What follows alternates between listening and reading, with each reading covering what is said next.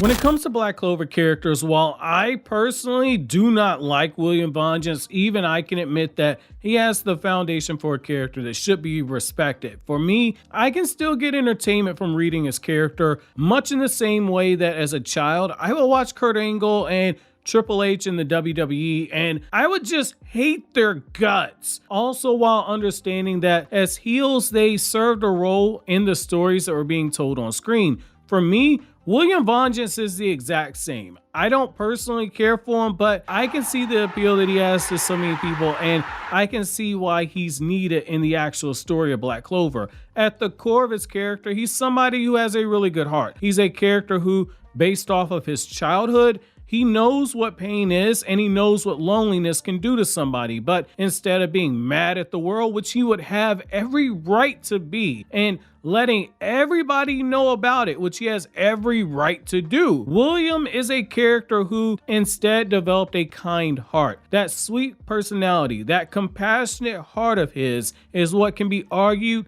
laid the bridge for the relationship that was formed with Patry, the elf that was inside of him. William could sense the ranging emotions that came from the elf spirit that shared his body.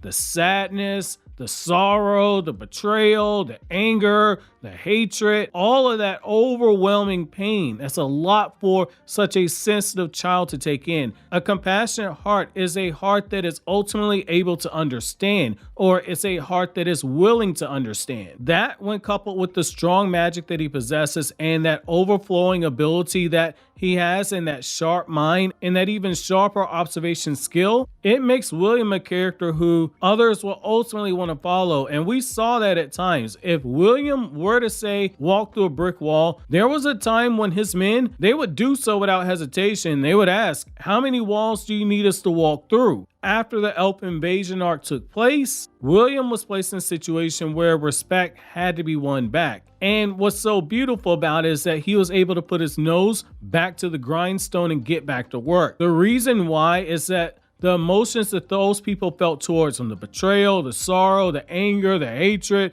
the sadness, the confusion, the pain, those are all emotions that he sensed when he shared his body with an elf spirit. All this stuff, it was nothing new for him. And because of his compassionate heart, because it's so big, he understood that in time people would eventually forgive him. And he understood that it would take time for them to get to this point. It's what makes this moment where he battles against Xenon when the Spade Kingdom invades the Clover Kingdom. That's what makes it so worth it. William could have focused solely on the battle and taken down the enemy right before him. However, he didn't. His focus was split between his enemy and protecting the members of the Golden Dawn, keeping them safe even when they themselves didn't even know that that's what he was doing. It's a great thing about his character. He isn't someone who looks for the recognition when he's done a good job. If it's given to him for giving a good deed, then sure, that's fine. He'll take the applause. If it's withheld, then that's sure, fine. He'll take that as well. No applause is still applause when you kind of look at it. It's the small things like that that make you look at the character and see why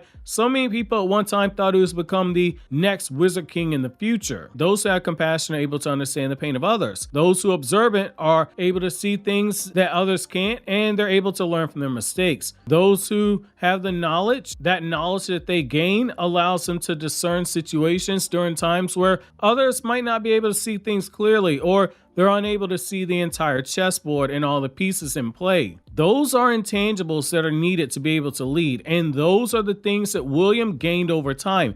In fact, in a way, everything he's gone through in the immediate aftermath of the elf invasion and now the events of the Spade Kingdom invasion are only going to serve to make him a much better leader. The leader that, should he remain in power, the leader of the Golden Dawn that's needed, as well as the leader of the Golden Dawn that's deserved. What's so fascinating about this character is that even for as bad as things got in the elf invasion arc, based upon his upbringing, William could have turned out a lot different if we're being honest here. So being viewed as a cursed child because of that scar that covered up his face and growing up in the Forsaken realm of the Clover Kingdom, life hadn't been easy for him, not at all. A child needs encouragement. They need guidance. They need patience and understanding from those around them as they go through the years that are so vital to their growth and their independence, as they begin that very long and tedious walk that takes several years to become an adult. Instead of getting all those things from the people around him, William was feared, judged, and it's because of all those experiences that we have William Vangeance that we know today. When his father's heir passed away,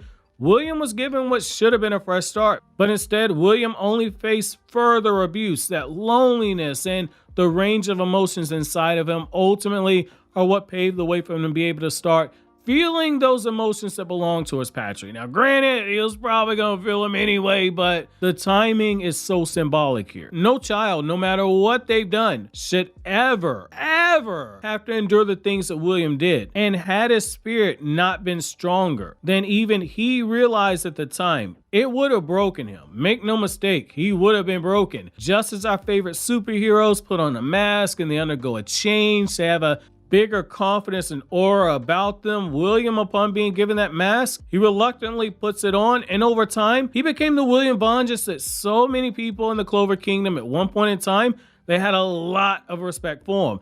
That's the brilliance of the character that is William. The brilliance in the character is that William is William, and the elf inside of him is the elf inside of him. One soul is compassionate and loving and understanding. The other one is absolutely brim-filled with rage and with vengeance. Two opposites, yet due to the willingness to understand the hurt emotions of the other, their dynamic was one. Two opposites, yet due to William's willingness to understand the hurt emotions of the other, their dynamic was one that from a craft perspective it worked, and it's because of how messy that relationship was. Now, when I refer to something as being messy, I don't mean messy as in, oh, this is horrible writing, it's trash, it makes no sense. I don't mean anything like that. When I say that it is messy, I'm speaking of it in a way that you hear a lot of literary writers refer to it as wanting to have characters who can yuck things up and cause chaos because of the freedom that it gives the characters, and by extension it gives the writers the opportunity to push the story forward. It's what I will refer to in my reviews at times as being chaos agents. So the William and Patry dynamic works when it comes to this because it feels like a conflicted time bomb that is about to go off, and when it finally explodes, it shifts everything around it. And because of how connected and sensitive William is to the emotions inside of him, William knows that that fated day is coming. That's what the dynamic in the battle where you have Julius when he died is so beautiful, because it allows the reader to take in all that information that comes from knowing what happened and get us to this point. And when you get to the anime version and you see the backdrop, very beautiful, because Julius was forced to fight the body of one of the former members of the Great Deer, forced to fight the body of a person whose magic that he once admired, and forced to fight the body of a person that he once gave that mask to all those years ago. It was a battle that held emotional weight to it. The scenery worked so well in the anime version, making it seem like it was a sunset not just on Julius, but also on the war inside of William, where his kind soul was on the opposite end of Patry's raging soul, and William was slowly being devoured. The aftermath of this battle was so heartbreaking because it showed us William breaking down into tears after Julius's death. For a soul so compassionate, this pain that he felt was worse than anything he had ever faced before. Because of the death of someone he admired, it had all been on him. It's regret and so many emotions bottled into one, which made for the moments where his soul is pushed down and the elf side becomes the dominant one, and the moment where his soul reemerges back in control, and that moment where he meets Julius in the aftermath and realizes Julius isn't dead, it makes all those moments feel so earned because he's felt that regret, he's felt that pain that comes from it, and now he has the opportunity to redeem himself. William is a reminder to so many of us that sometimes even when we have those who we exalt as being the best of us, like so many did with William before when they were calling him the next Wizard King, even those stars that we think shine the brightest, they eventually burn out and they fall due to their own failures, due to their own demons, because at the end of the day, they're not on a pedestal like how we have them. They're human just like us. Humans make mistakes. However, it's how we confront our demons. It's how we learn from our failures that matter. While the Spade Kingdom invasion is still ongoing as of this recording, and William's redemption arc is still on its way to being written, what I love is that we've gotten so far enough information that we're seeing someone take their losses and use them to become a better person than he was before, which in turn will make him a better leader. We hear all the time that the grass isn't always green on the other side, and William has been on both sides of that grass, both sides of that fence, if you will. He's been the person that everyone aspired to be. He's been the one that's had to work hard to maintain that level of excellence to stay worthy of that praise. And he's also been the person that no one wanted to be, who no one wanted to trust, and who no one would give a second glance at. It's what's going to make that completion of his journey so earned, because while we have so many characters who are on their own hero's journey, we have a fallen hero who's attempting to find his way back onto the hero's journey, and that journey is harder and longer than the hero's journey that somebody like Asta is on. While he has been rescued from the Spade Kingdom in the manga as of this recording, and he's given his sword to Yami to be of use, a sword of world tree magic, what I love about all this is that it's all these small actions. Even after Yami says that, hey, we're even from now on, it still doesn't change that from here, there's still a next level he has to get to, a next gear that he has to shift into in order to regain that trust. His subordinates will in time forgive him, if they haven't already. His peers will forgive him after that battle with Lucifer and all the devils. It's just one step at a time, and it's a long journey, but it's because of that compassionate heart of his that he's more than able to endure, because he's felt that pain. He's felt that anger and hatred and sadness before.